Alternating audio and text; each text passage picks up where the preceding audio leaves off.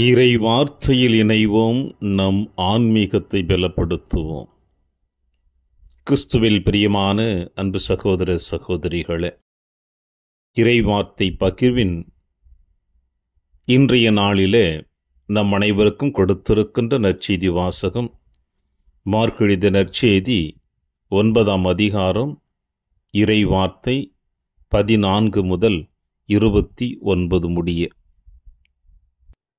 இன்று நற்செய்தி வாசகத்தில் நாம் அனைவரும் காணக்கூடிய நிகழ்வு என்னவென்று பார்க்கின்ற பொழுது, ஆண்டவர் இயேசு கிறிஸ்து தாபோர் மலையிலிருந்து கீழே இறங்கி வருகின்ற பொழுது தன்னுடைய தோற்ற மாற்றத்தை தன் சீடர்களிடம் வெளிப்படுத்திய பிறகு, அவர் மலையிலிருந்து இறங்கி வருகின்ற பொழுது அவருக்கு முன்னதாக அவருடைய சீடர்கள் வந்து கொண்டிருக்கிறார்கள். அவரிடம் ஒரு மனிதர் தன்னுடைய மகன் பேயினால் மிகவும் வேதனை அடைகிறான், அசுத்த ஆவி அவனை மிகவும் தொந்தரவுக்கு உள்ளாக்குகிறது, எனவே அவனிடம் இருக்கின்ற அந்த அசுத்த ஆவியை விரட்டும்படி கேட்டுக்கொண்டதாகவும், அவர்களால் அது முடியாமல் போனதனால் அந்த நிகழ்வு ஆண்டவர் இயேசு கிறிஸ்துவிடம் வருகின்ற பொழுது ஆண்டவர் இயேசு கிறிஸ்து அவர்களை சாடுவதையும் இன்றைய நற்செய்தி வாசகத்தில் நம்மால் காண முடிகிறது.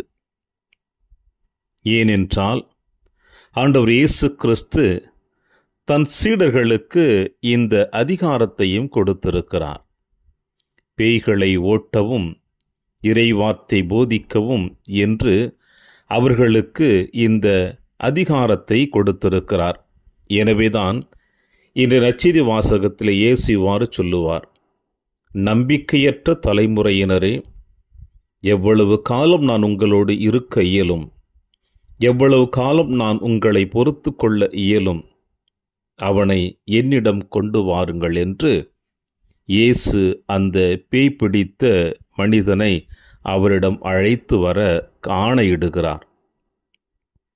இவ்வாறு அவனிடம் அழைத்து இயேசுவிடம் வந்த பிறகு அந்த பேய் பிடித்த மகனை ஆண்டவர் இயேசு கிறிஸ்து அந்த மனிதனையும் பார்த்து, அவனை பிடித்திருந்த ஆவியையும் பார்த்து இவ்வாறு விரட்டுகிறார்: ஊமை செவிட்டு ஆவியே, உனக்கு கட்டளையிடுகிறேன், இவனை விட்டு போ, இனி இவனுள் நுழையாது என்று இயேசு இவ்வாறு ஆணையிடுகிறார்.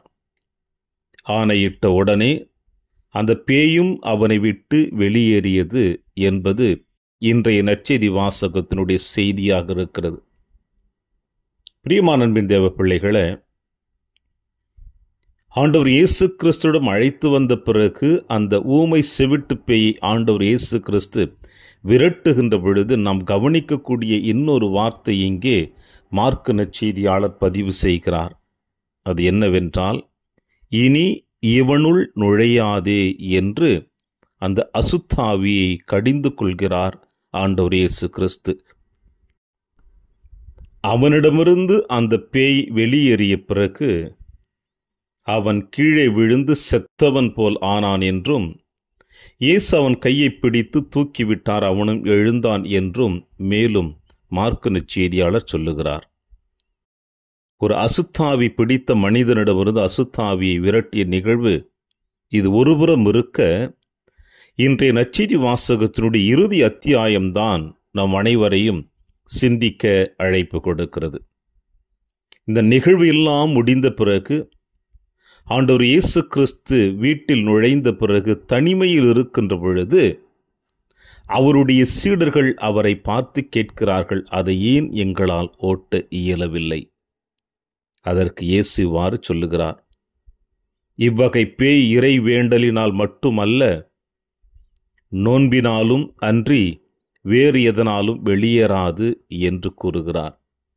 பிரியமான அன்பின் சகோதர சகோதரிகளே, சீடர்களிடம் ஒப்படைக்கப்பட்டிருக்கின்ற கடமையானது, அந்த அதிகாரமானது, அவர்கள் அதை எந்த அளவிற்கு புரிந்து கொண்டார்கள், எடுத்து கொண்டார்கள் வாழ்க்கையினுடைய அர்த்தத்திற்கு என்று இன்றைய நற்செய்தி வாசகம் நமக்கு தெளிவாக படம் பிடித்து காட்டுகிறது. அவர்களிடம் கொடுக்கப்பட்டிருந்த அதிகாரம் எப்படிப்பட்டது, யாரிடமிருந்து வந்தது என்பதை, அதனுடைய மகத்துவத்தை அவர்கள் உணர்ந்து கொள்ளவில்லை.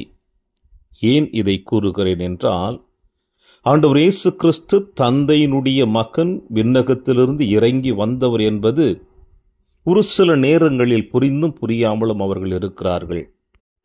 ஆனால் இயேசுவினுடைய ஒவ்வொரு புதுமைகளை பார்க்கின்ற பொழுது, அவர் ஏறெடுத்து வானகத்தை பார்த்து தந்தையிடம் செபித்த பிறகுதான் எல்லா புதுமைகளையும் நிறைவேற்றுகின்றார்.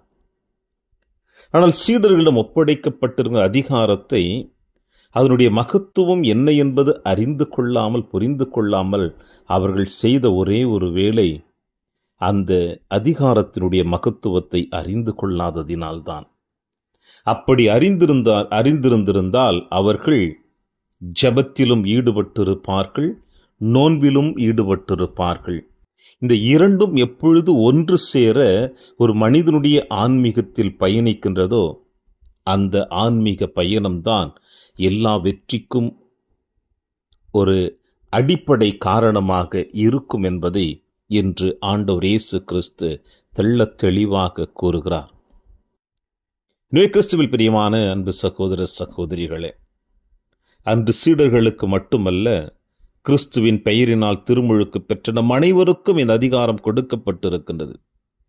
பல நேரங்களிலே நாம் ஜெபத்திலும் தபத்திலும் ஒவ்வொரு நாளும் நாம் பயணித்துக் கொண்டிருந்தாலும், ஒரு சில நேரங்களில் தவக்காலமாக இருக்கட்டும், அன்னை வேளாங்கண்ணிக்கு கொடியேற்ற நிகழ்வுக்கு நாம் ஒரு வேண்டுதலோடு தவ முயற்சியோடு சென்று கொண்டிருக்கிற நிகழ்வாக இருக்கட்டும், அல்லது நம்முடைய ஆலய திருவிழா நேரத்தில் இப்படிப்பட்ட தவ முயற்சிகள் எடுப்பது வழக்கமாக இருக்கும். ஆனால் இப்படி தவ முயற்சிகள் எடுத்துக்கொண்டு இருக்கின்ற பொழுது அதிலே எந்த அளவுக்கு நாம் இணைந்திருக்கிறோம் என்பதைத்தான் இன்றைய நற்செய்தி வாசகம் சிந்திக்க நமக்கு அழைப்பு கொடுக்கிறது. வெறுமனே தவத்திற்கான ஆடைகளை அணிவது மட்டுமல்லாமல், அதற்கேற்ற அந்த தவத்திற்கேற்ற மகத்துவம் என்ன என்பதை அறிந்து தெரிந்து அதை நம்முடைய வாழ்வில் கடைபிடித்தோம் என்றால், இன்று சீடர்கள் அந்த பேய் பிடித்த மனிதனுடைய தந்தையின் முன் அவமானப்பட்டு நிற்பது போல நாம் இருக்க முடியாது. இயேசு எத்தனை ஆண்டுகள் உன்னோடு இருக்கப் போகிறேன் என்று இந்த சீடர்களை பார்த்து வஞ்சித்தது போல நம்மையும் இனி அவர் வஞ்சிக்க கூடாது. ஜெபத்தினாலும் நோன்பினாலும் இறைவன் மீது ஆழமான நம்பிக்கை வைத்து நம் வாழ்வில் சந்தித்து கொண்டிருக்கின்ற எல்லா அசுத்த ஆவிகளையும் விரட்டி குடிக்க நாம் இறைவனிடம் இந்த நாளிலே நம்மை அர்ப்பணித்து ஜெபிப்போம். இறையாசிர் என்றும் உங்களோடு.